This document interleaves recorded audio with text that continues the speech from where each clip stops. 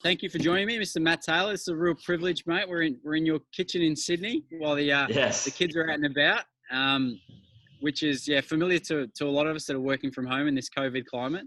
Thank you for Yeah. making the time, mate. No, it's a pleasure. I thought I'd move to the kitchen, a little bit better lighting than some of the dungeon where I'm working from at home. But it's challenging having kids. I think 2.5 is my oldest one, so that's had to readjust things as a pro punter, I suppose, having a tin lid running around the house. But it's all good. We find a way. Yeah, we do. We always find a way. And so, talk to me. We've got a great story of yours on the Betfair Hub, which you penned for us a couple of years ago, which I love rereading, and really popular, our customer insights there. So we're just going to pull apart a few of the things there, and then hopefully deep dive into more of your routine at the moment and where you're finding, where you're betting and what you're doing. Yep. So talk to us. How did you get started in punting? Just before you were doing it as a full-time pursuit, where did it start? I was playing sort of cricket and at school, and a couple of the older boys were into it, like Morgan Tuanui ended up playing for the Wallabies, and a couple of his mates were in my cricket team, and I was a couple of years younger than them, and they were just punting while watching the races during cricket, and I sort of just started to get an interest that way.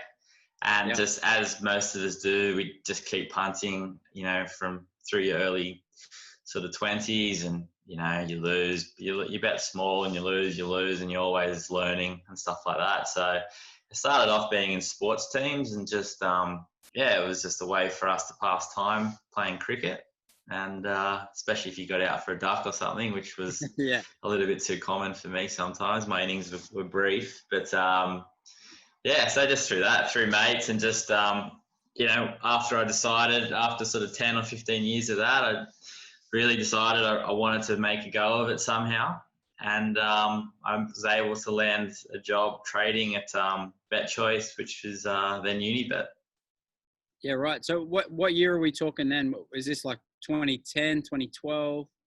What year was? Yeah, I'd say what are we now? Yeah, I'd say the whole thing probably would have started sort of 2010, sort of maybe a couple of years after that.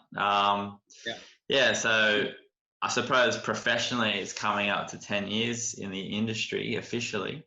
But it's another 10 years of punting prior to that, I suppose, just honing your skills. And I guess I used to write down my results in a little scrapbook or something in my 20s. So I think maybe that's the sort of little thing that made me sort of keep realizing that I needed to improve.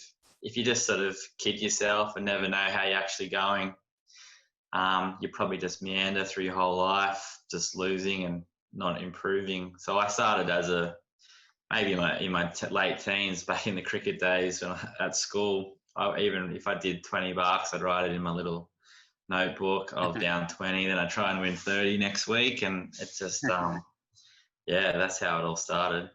That's a big difference, though. Like that mindset at that age, to have that discipline, which I'm sure you carry out now, on spreadsheets and stuff, and much more formally. But having that understanding of accountability early, like that's going to separate you from a lot of people at that stage.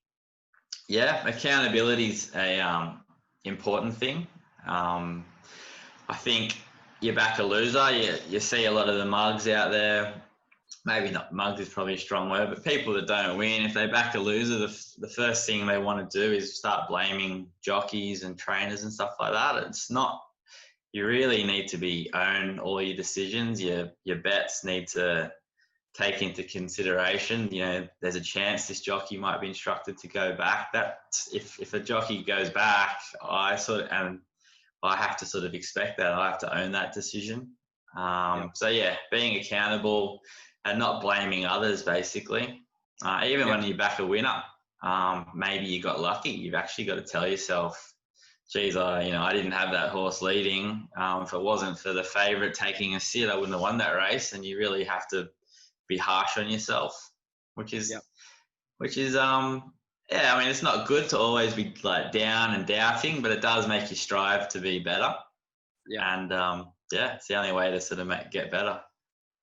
I might get to your review process soon because I know that's really part of your discipline. But just with Bet Choice, was that working in that environment? Because I worked at a corporate bookie, many of them over the years, and I spoke to Mark Roden the last couple of weeks, who did his grounding at Sportsbet. Being on the other side and taking the bets, was that your introduction to sort of seeing winning punters and seeing people that make a real go out of it? Or Yeah, exactly. That was part of my plan.